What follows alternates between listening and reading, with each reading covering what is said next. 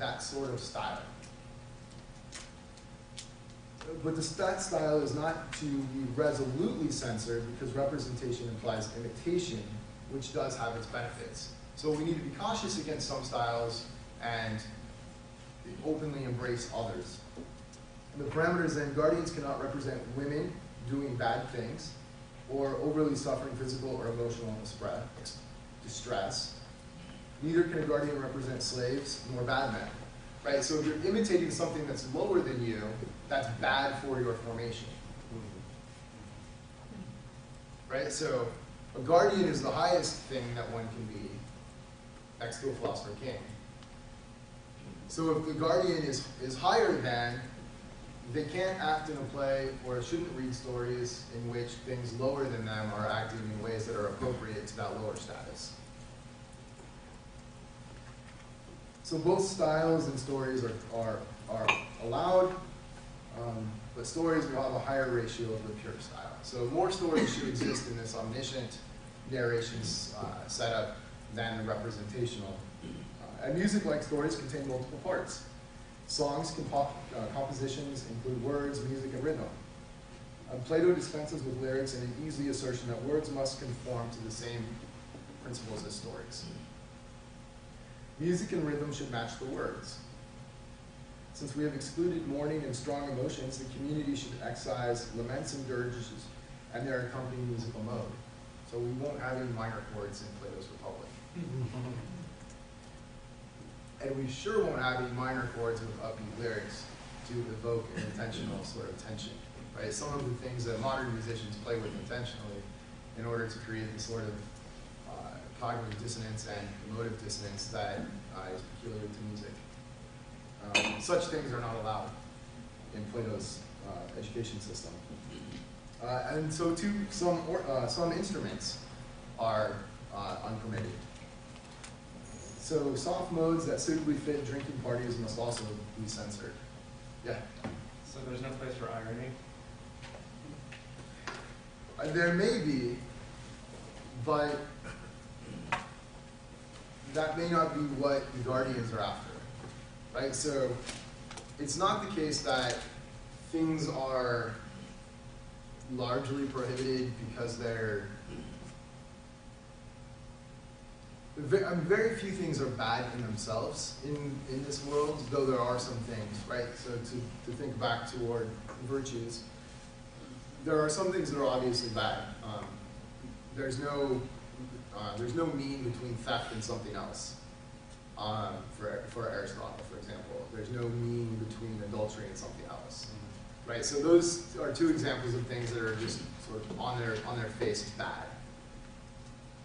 So, you know, I don't know enough about the history of their plays and how the philosophy of their plays gets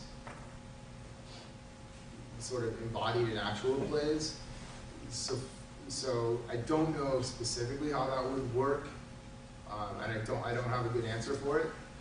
But even if it's not right, so he'll make distinctions between what has to be censored outright and what needs to be censored or be guarded against.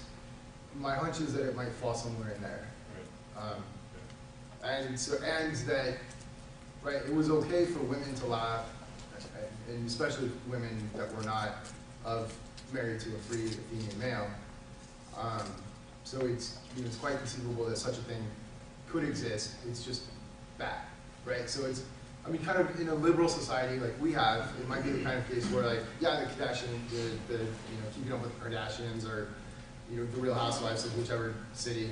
I'm not going to censor that, but I'm sure it's not going to sit down and censor it for hours. So there may be some room for things like that to exist within their play structure.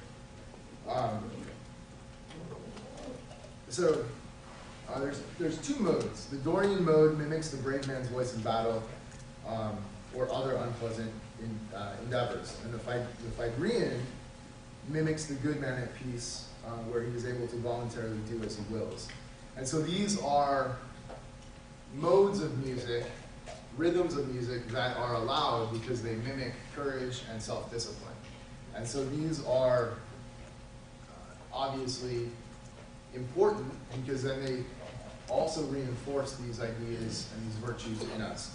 So these allowable modes correspond to those two virtues. And then the next logical step then is to prevent instruments capable of producing censored modes from being made. So thus excluded are harps, psalteries, and any instrument capable of producing a large range of notes and modes. Notoriously, the flutist or flautist is excluded in ancient tradition.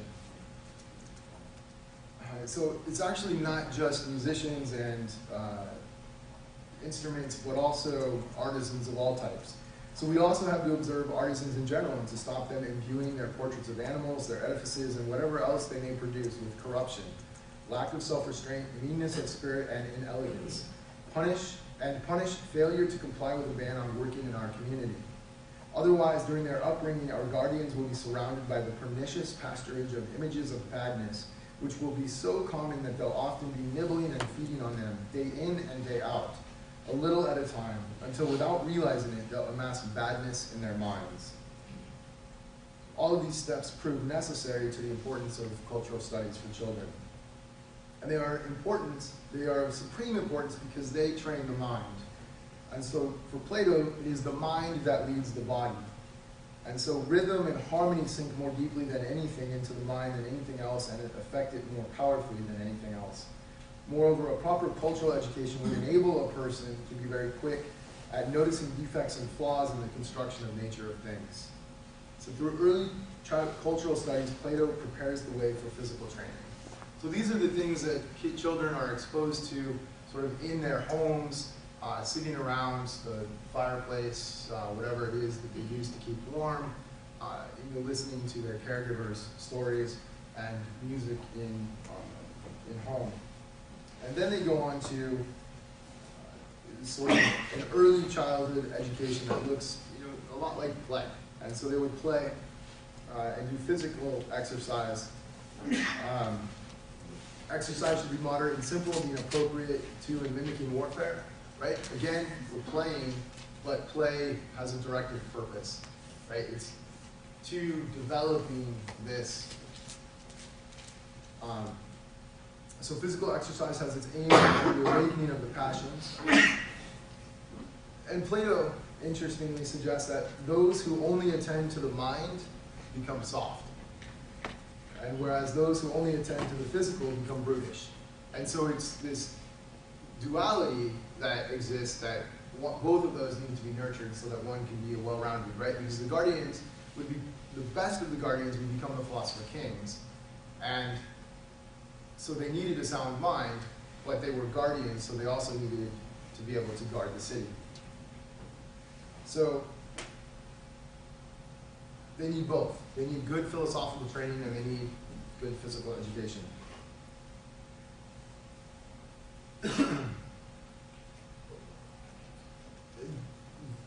To some, in Plato's education system, anything that moves one away from the good ought to be censored and banned and removed from the community, and anything that moves one toward the good ought to be included and is necessary.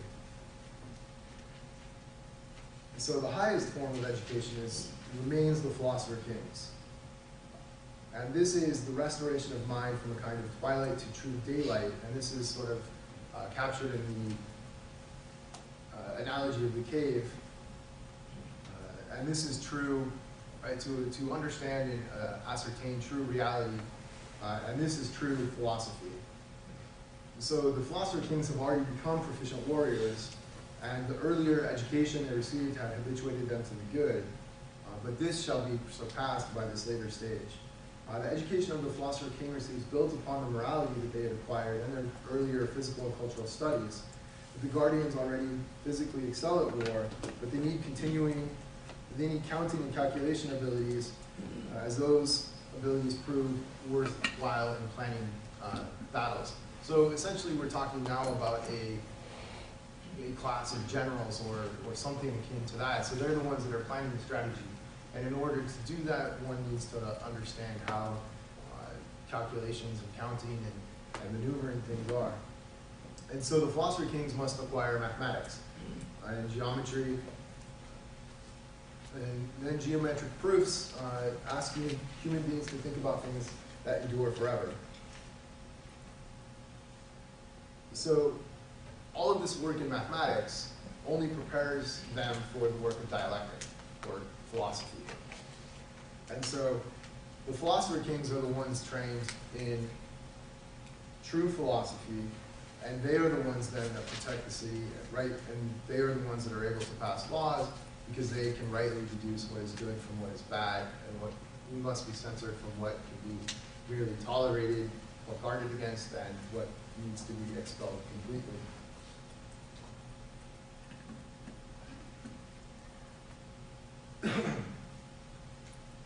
So it is about 20 to late 20s that this sort of advanced education begins to take root. And it's really about the protection of the society. And for Aristotle, quite happy to borrow freely from that, because for Aristotle it is the human end is, or one of the ends of the human person is existence in the polis. And so the state and the city, or the city-state more properly, exists because that is the highest good of human social interaction. And so it is all of that is to build up to and support of a good social order. So the Athenian, so preservation of society and the laws and Plato, the Athenians say, you ought to have said, stranger, creeds and laws are within reason are famous among the Hellenes, for they fulfill the object of laws, which is to make those who use them happy, and they confer every sort of good. Indeed, laws relate to all aspects of public life. The duty of the lawgiver will be to take charge of the citizens in youth and at age and at every time of life, and to give them punishments and rewards. And so it's the lawgivers that under which education falls. So we really see the importance of well-formed education for the elite in Athenian society. And then we see the continuance of that society in a orientation toward the good, because these philosopher kings have been oriented toward the good.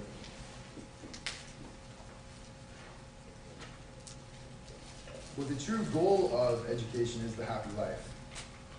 And so then poets must be persuaded to portray the good man as living a temperate, just, and happy life. And so here we even have, in the arts, we have a desire to see them uphold what is good and right about the culture, and what is necessary for the culture to continue. And indeed, if they cannot be persuaded, poets are to be excommunicated from the community. Right? This is not 21st century United States or 21st century European countries. This is a different world.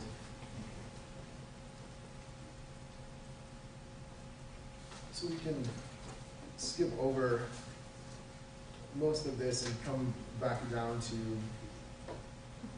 Aristotle. And so for Aristotle, thinking about the lyre, it's possible to play a lyre badly, and it's possible to play a lyre well. And so habit is the continuing practice of practicing it either well or badly. But the more we practice it one way as opposed to the other, the more likely we are either to become in a state of being where we are only capable of playing the lyre badly, or only capable of playing it well. The goal, obviously, is to play the lyre well.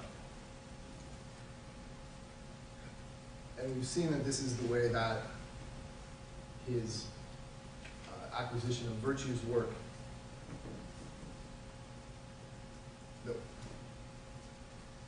I thought Dr. Waters was ringing in, but he's not. We may, at some point, get a commercial interruption.